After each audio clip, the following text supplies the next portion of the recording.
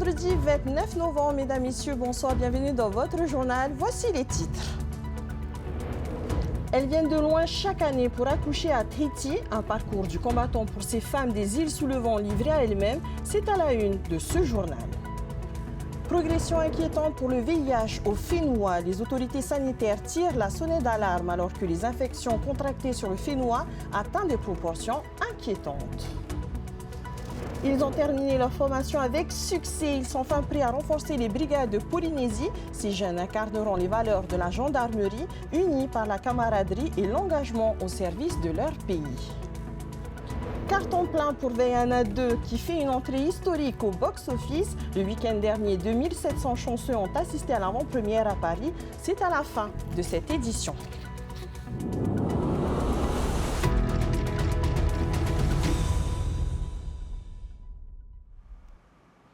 Elles sont près de 600 chaque année à se rendre à Tahiti pour mettre au monde leur bébé. Un voyage difficile pour ces mamans souvent isolées. Une bonne raison de leur consacrer une journée bien-être au parc Pao'Whai. L'occasion pour les organisateurs d'interpeller les pouvoirs publics. Sophie Gebel et Heymanu Manutei.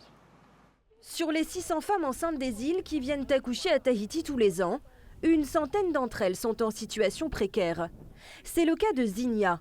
Elle accouche dans 2 semaines et a dû jongler entre les petits boulots pour pouvoir venir à Tahiti. Actuellement hébergée au foyer des jeunes filles à Pao'Whai, elle n'a pas de moyens de transport, ni de famille sur place. Une solitude difficile à vivre.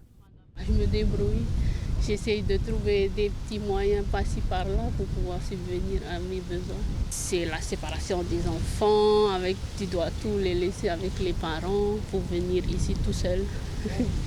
C'est ça me rend le plus dur. Comment tu fais dans ces moments-là? Je pense à eux. Quand je suis seule ou quand je suis triste, je pense à eux, j'appelle à eux, je parle avec eux en visio. Heureusement, il y a Internet maintenant. Femmes enceintes, femmes courage, c'est aussi le cas de Victorine. Elle a accouché de son 6e enfant il y a 2 semaines. Elle a donc l'habitude de s'organiser pour se rendre à Tahiti, mais c'est à chaque fois les mêmes difficultés à traverser. Je suis descendue bien avant eux d'abord tout au début, c'était pour chercher un foyer ici. Et une fois trouvé, je suis rentrée encore dans les îles pour revenir avec les enfants. Chez nous, il n'y a pas d'aéroport à Vairatia et il faut prendre un petit bateau et encore, non seulement il faut aller demander à ceux qui ont un bateau, après il faut chercher encore de l'essence, de l'argent de côté pour payer aussi encore le bateau, pour pouvoir aller sur Nukutoke pour prendre l'avion. Si les enfants et le mari de Victorine repartiront dans quelques jours, elle devra passer les fêtes de fin d'année seule avec son bébé à Tahiti. En effet, il faut attendre le vaccin des 1 mois pour qu'un nourrisson puisse voyager et les vols retour sont déjà complets en cette période de fête. Autant de difficultés pour les femmes enceintes des îles. Alors une journée bien-être leur est dédiée, une journée aussi pour interpeller les pouvoirs publics. C'était important pour moi de prodiguer ces soins à la population qui est des îles et qui est loin et qui n'a pas accès malheureusement à ce type de soins quand elles arrivent ici à Tahiti parce qu'elles ne sont pas forcément au courant de ce qui se fait et ce qui existe. Donc du coup, là, c'était un moyen de leur montrer tout ce qui peut exister en termes d'accompagnement autour de la périnatalité. C'est un plaidoyer. C'est un plaidoyer pour que ces femmes puissent être entendues et leurs besoins puissent être exaucés pour que ces enfants à naître puissent naître dans de bonnes conditions. C'est ce que l'on doit quand même à nos familles des îles. Et si vous aussi vous désirez aider nos futures mamans des îles à accueillir leurs bébés dans de bonnes conditions, sachez que vous pouvez faire un don en ligne sur la page Hello Asso. Et sachez également que toutes les informations à propos des dons en ligne sont aussi à retrouver sur notre page TNTV News. Il évolue de manière préoccupante. Le VIH continue de se répandre au Fénois et fait inquiétant. Le nombre de patients infectés localement progresse. Les autorités sanitaires et les associations redoublent d'efforts pour sensibiliser la jeunesse. Mais des actions plus fortes sont aussi en réflexion. On fait le point avec Emma Mathieu. 23 hommes et 2 femmes ont été contaminés par le VIH en 2024. C'est 2 fois plus que l'année dernière. Un constat qui résulte peut-être d'un plus fort taux de dépistage, mais la situation inquiète. Selon le docteur Nguyen, qui prend en charge les patients atteints de ce virus depuis plus de 30 ans, le VIH circule plus qu'on ne le pense au Fénois. L'infection à VIH dans la population polynésienne augmente avec une tendance un peu arithmétique. Ce qui m'inquiète quand même un petit peu, en dehors du nombre absolu de l'augmentation, c'est la proportion plus grande des patients qui sont infectés sur le territoire. Avant la Covid-19, il y a à peu près la moitié des nouveaux cas qui sont venus de l'extérieur, donc infectés ailleurs, et la moitié qui sont infectés sur le territoire. En 2024, on a vu en fait que plus de 70 à 75% des gens qui sont infectés ont été infectés sur le territoire, ce qui est un phénomène un petit peu nouveau. Si le VIH est suivi et traité, le risque de transmission du virus est limité et la personne infectée peut vivre une vie quasi normale. Mais parmi les patients dépistés et identifiés par les autorités de santé, 7 d'entre eux ne suivent plus leur traitement alors qu'ils sont des travailleurs du sexe. Pour éviter que le virus se propage dans les rues, l'association Agir contre le sida propose au gouvernement de distribuer la PrEP, un médicament préventif. On aimerait que le gouvernement agisse sur cette question. Ce traitement devrait être disponible. Il existe partout dans le monde et l'OMS préconise la diffusion de ce traitement comme un des leviers principaux pour lutter contre la pandémie du VIH. Côté gouvernement, le ministre de la Santé n'est pas fermé à cette idée qu'il compte étudier et il prévoit d'intensifier les mesures existantes. Il faut aujourd'hui intensifier l'information. Autant c'était acquis par notre génération, la génération d'après doit l'acquérir elle aussi. Et on poussera tous ensemble, au niveau de chaque ministère, pour mieux informer et prévenir l'ensemble de notre population. Il y a tout un programme qui est mis en place par la direction de la santé, qui est redéployé cette année encore via l'ensemble des écoles et sera intensifié l'année prochaine dans l'ensemble des programmes. Les actions de sensibilisation ne sont pas encore suffisantes selon les jeunes. Je pense que c'est mieux de faire de la prévention dès le plus jeune âge, enfin en commençant par les collèges. Je trouve qu'en tant que jeune, on n'est pas forcément renseigné concernant les dangers qu'il peut y avoir concernant le sida et le VIH. Dans le cadre de la Journée mondiale de lutte contre le sida, des actions de prévention et de sensibilisation seront menées ce dimanche au marché de Pape-Été. Et à noter que les lundis 2, mardi 3 et vendredi 6 décembre, des journées de dépistage gratuits seront également proposées dans une salle proche du centre médical de suivi. Pour plus d'informations, vous pouvez contacter le numéro qui s'affiche en bas de votre écran. Nos caméras les ont suivis durant 3 mois. Fin de formation aujourd'hui pour les 30 gendarmes adjoints volontaires de la promotion 2024. Un moment solennel pour ces jeunes et leurs familles, tous très fiers d'avoir achevé cette étape. Vous le verrez, pour plusieurs d'entre eux, la gendarmerie est une histoire de famille. Le reportage d'Athéna Milcam.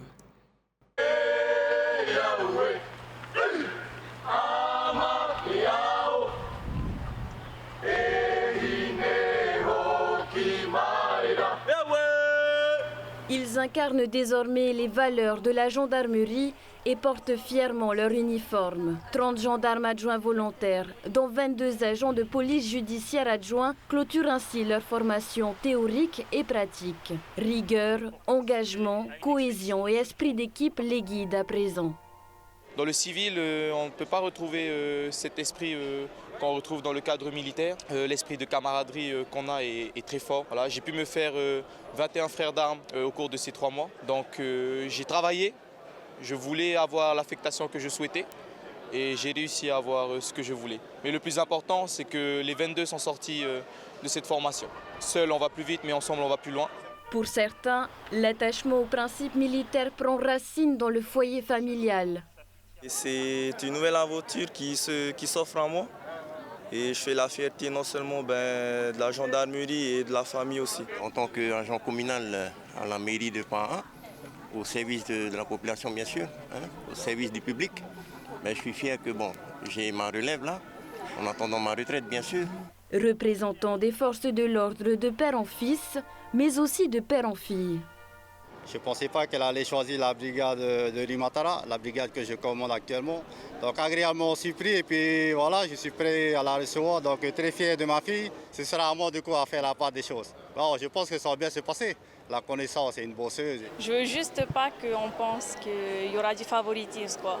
On sait ne pas mélanger le travail et la famille. Je compte bien bosser et prouver que je ne suis pas là pour rien. Au service de la population, ces gendarmes adjoints volontaires le seront d'abord dans leur propre pays avant de tenter, pour certains, le concours de sous-officiers dans l'Hexagone. C'est extrêmement important pour le lien avec la population de recruter ici en Polynésie. Et donc chaque année, on recrute des gendarmes adjoints qui viennent rejoindre nos unités, viennent renforcer nos unités. Et on est très heureux de les avoir formés et de les voir partir maintenant à la fois dans les brigades de Tahiti, de Moorea et de l'ensemble des archipels, puisqu'il y en a quelques-uns qui partent aux Marquises, quelques-uns qui partent dans les Australes, dans les Tuamotu, enfin dans l'ensemble de la Polynésie, dans les îles sous le vent évidemment. L'engagement polynésien s'illustre aujourd'hui comme il y a 50 ans. En 1976, le maréchal des logis chef Christian Tehei perdait la vie lors d'une mission de sauvetage à Mopelia. La caserne de Faa'a porte désormais son nom. La 8e édition de l'ATN Urban Run se tiendra demain. La course fera son grand retour sur son parcours initial côté front de mer. Pas moins de 800 coureurs sont attendus sur la ligne de départ. Andy Ebb nous en dit plus. La place VET sera le point central de l'événement, un choix du comité organisateur pour préserver la mairie de Papeete, souvent sollicitée pour les mariages le samedi. J'estime que la mairie de Papeete ne mérite pas d'être souvent un lieu de manifestation sportive. C'est là quand même qui se marie le samedi et se marier avec les banderoles et les oriflammes des sponsors affichés aux escaliers. Ça ne marque pas vraiment l'image d'un vrai mariage à la polynésienne. La circulation sera interrompue entre le Bora Bora Lounge sur Prince Inouye et le temple protestant de Paufei, offrant aux coureurs un espace dégagé pour s'exprimer. Le parcours va essentiellement se dérouler à partir de la place VET, donc ça sera sur les 3 voies jusqu'au temple protestant, en passant sous le tunnel et ensuite on repasse encore sous le tunnel pour se diriger vers le BBL et on va également utiliser une petite portion de Prince Inouye jusqu'à la rue des Remparts pour faire demi-tour et refaire encore une deuxième boucle pour le 4,5 km et 4 boucles pour le 9 km. 2 parcours distincts sont proposés, 4,5 km à partir des minines et 9 km à partir des cadets jusqu'aux vétérans. On a réservé quand même 1000 dossards comme les anciennes éditions et là on attend 800 voire plus. Dès la première édition, il y a 10 ans justement en 2014, on a tapé fort. C'était un fort engouement donc on compte quand même avoir plus du monde cette année. Avec les 2 distances proposées, l'événement s'adresse à un large public, mais l'objectif est aussi de détecter des talents sans affiliation et de les orienter vers un club. Chaque année, l'ambiance conviviale et les parcours de l'ATN Urban Run suscitent l'engouement. Pour cette 8e édition, pas moins de 800 participants sont une nouvelle fois attendus. Que vous soyez coureur passionné ou simple spectateur, rendez-vous ce samedi pour une journée sportive et festive à Papeete. Ils étaient des milliers à se ruer au Grand Rex à Paris pour l'avant-première de Vaiana 2. Nos correspondants Valentin Lefebvre et Wallis Glaise étaient conviés. Regardez. Dans le mythique Grand Rex, 2700 spectateurs ont pris le large avec l'intrépide et attachante Vaiana. Légende, action et musique, l'univers de la courageuse fille de Motunui n'a pas manqué de ravir les nombreux fans présents à l'avant-première.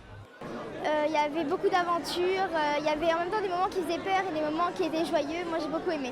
Par rapport au premier, il y a un peu plus d'humour. L'histoire est totalement différente et franchement ça vaut le coup d'aller voir Vaiana 2. Après avoir reçu en signe inattendu de ses ancêtres, Vaiana entreprend un périple qui la conduira jusqu'aux eaux déchaînées situées aux confins du Pacifique, toujours accompagnée du demi-dieu Maui et d'un improbable équipage de marins. La jeune aventurière va vivre un voyage rocambolesque. Retrouver l'héroïne, c'est aussi retrouver les voix françaises du premier volet. Mareva Galanteur prête à nouveau sa voix à Sina, la mère de Vaiana. Le film véhicule de belles valeurs pour la Miss. Les valeurs de Vaiana 2, on reste sur les valeurs du Vaiana 1 en fait. Il y a vaincre sa peur, aller au-delà de ses appréhensions et en même temps il y a ce personnage qui a son peuple sur les épaules en fait, son village qui a sur les épaules. Et en fait, elle n'est pas seule, elle a son ancrage familial et en même temps, elle a tout le village. Mais pour pouvoir partir à l'aventure comme ça, il faut être solide en fait. Sa famille s'est élargie, l'aventurière polynésienne est désormais grande sœur, un nouveau statut qu'elle adore, mais qui ne l'empêchera pas de braver les dangers de l'océan. Avec toi.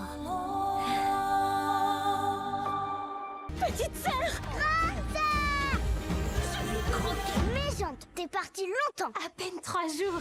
Alors ce qui change, c'est que déjà Vaiana, elle a mûri, ça fait 3 ans. Elle a une petite sœur maintenant, donc du coup elle est plus responsable, plus mature et surtout en fait elle comprend au début du film que demander de l'aide, c'est chouette aussi. Reste à savoir si Vaiana 2 parviendra à détrôner Vice Versa 2, devenu le film d'animation le plus rentable de tous les temps au box-office. Tous les signaux sont au vert pour aller encore plus loin. Aller plus loin, d'autres cieux m'ont invité, mais j'ai peur de m'égarer, de me perdre en chemin si je vais plus loin. C'est une première sur l'île de la Réunion. Une école de musique polynésienne a vu le jour. En attendant la livraison de nouveaux instruments, les élèves s'entraînent avec une petite guitare hawaïenne, le kamaka. L'apprentissage de chant traditionnel est également au programme. Camille Châtillon. On reprend avec la rythmique depuis le début. Ok. Allez, c'est parti. Tahiru atoru wahere ho iya ya oe ite. Les mains sont encore un peu tremblantes. Les accords ne sont pas parfaits, mais le cœur y est. Cela fait tout juste un mois que ce groupe s'essaie au kamaka. Je suis passionné de Polynésie comme mon épouse et dès qu'on a entendu dire qu'il y avait des cours qui étaient donnés sur Saint-Denis, on a sauté sur l'occasion. Même si je ne comprends pas toujours ce qui se dit dans les chansons, la musique me transporte tout simplement. Sur l'île, c'est une première, car jusqu'à présent, il n'existait encore aucune école de musique polynésienne. Une partie de la culture du Fénois qu'a voulu transmettre Céline. C'est aussi important de pouvoir aussi partager la culture de la musique, la culture de la bringue qui fait vraiment partie de la société polynésienne. Et donc de pouvoir la porter ici à La Réunion. Avec pour l'instant un seul instrument à disposition. Quand on est loin de la Polynésie, les élèves jouent avec le kamaka, c'est ce qu'on a apporté de main. Le temps de pouvoir commander les ukulélés traditionnels. La professeure espère pouvoir importer rapidement d'autres instruments comme le toele ou le tairi palo. En attendant, les élèves poursuivent l'apprentissage de plusieurs chants traditionnels dans le but de se produire à la prochaine fête de la musique, en juin prochain. Et c'est sur ces notes de musique que l'on clôture ce journal. Merci de l'avoir suivi. Dans quelques instants, ne manquez pas votre magazine Atatumu, suivi de votre série NCIS Los Angeles. On se retrouve demain sur la même chaîne à la même heure. Et c'est sur ces belles images du Hura Tapairu que l'on se quitte en vous souhaitant une excellente soirée.